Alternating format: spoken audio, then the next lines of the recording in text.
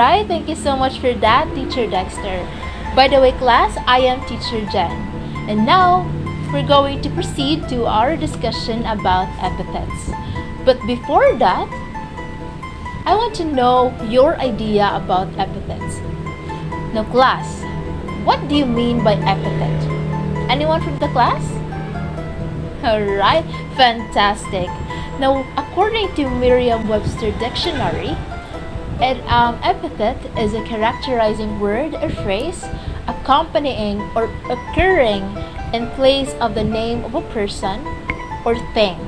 And according to Cambridge Dictionary, epithet is an adjective added to a person's name or a phrase used instead of it. So usually to criticize or praise them. So epithet class, it can be a word or a phrase that describes a person, a thing, or a place.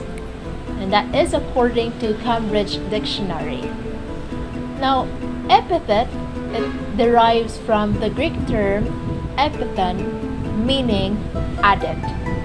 So again, epithet, it is a descriptive word that is added to a person's name, place, or thing.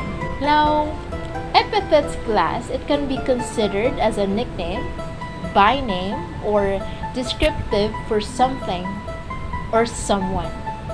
And epithets can be located before the name or after the name of a person or an object. Now class, we have here examples of epithets.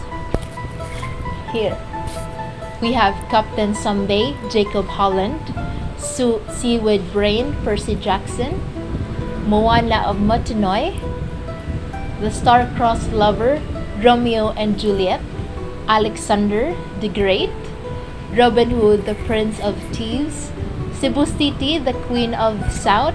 As I said earlier, epithet can be attached not just to the name of the person, but also to a place. As we can see in this example, Cebu City, the Queen of the South.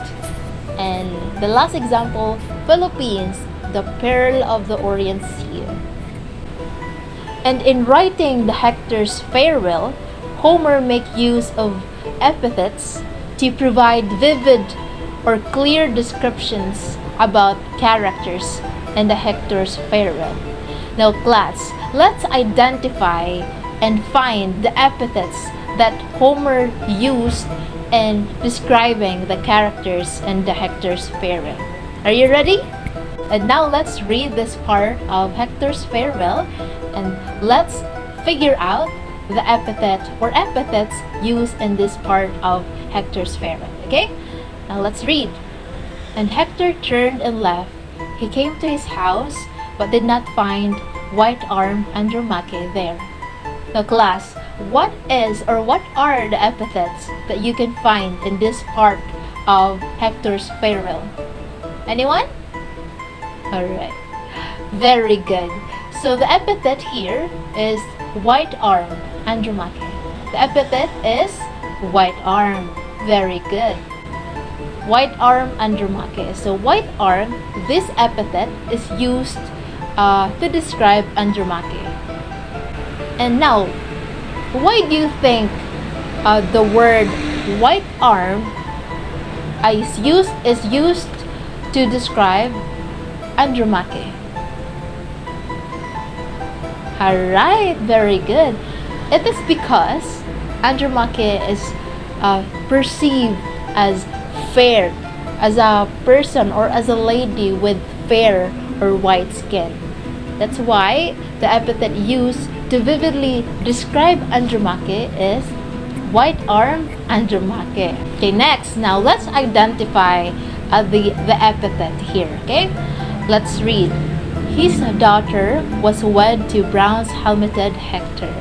So the epithet in this text is fantastic. So the epithet here is the bronze-helmeted Hector. Bronze-helmeted Hector. Now, why do you think Hector has this epithet, bronze-helmeted? Alright, that's because Hector is a warrior. He is known to be a warrior and he fights a lot with his bronze helmet. That's why he is known and he become famous as a warrior with a bronze helmet who is brave to fight and protect his country. And now, next, and now, how about this one? Let's read. There will come a day when holy Ilion will perish. Now, what is the epithet in here? Very good. So the epithet in here is the word holy. So this epithet is used to describe Ilion or the Tower of Ilion. Now, why do you think the word holy is used to describe Ilion? It's because, very good. It's because Ilion is a sacred place for the people in there, and they respected this tower. That's why they use holy to describe this place. Now, class, epithets actually have 5 categories. We have first, origin or nationality. Second, family ties or patronym. Third, attributes or appearance. Fourth, achievement or ability. And last one is occupation. So these are the 5 epithetical categories, and let's discuss each one of them. And now let's talk about epithets that is based on origin or nationality. So when we say origin or nationality, these types of epithets tells us where a person came from, right? Now we have here examples. Heliconian muses. So the 9 muses class, they traditionally resided in Mount Helicon, and that is why they are called the Heliconian muses. In the second example, we have Moana of Motunui, or Motunu. Moana of Motunu. As we all know, class, Moana lived in an island called Motunu. That's why she is called Moana of Motunu. Okay? And the second one is epithets based on family ties or patronym. Now these types of epithet identify familial relationships or familiarity between father and offspring. So we have her examples: Achilles, son of Peleus; Eupeithes, son Antinous; and Agamemnon, Atreus' son.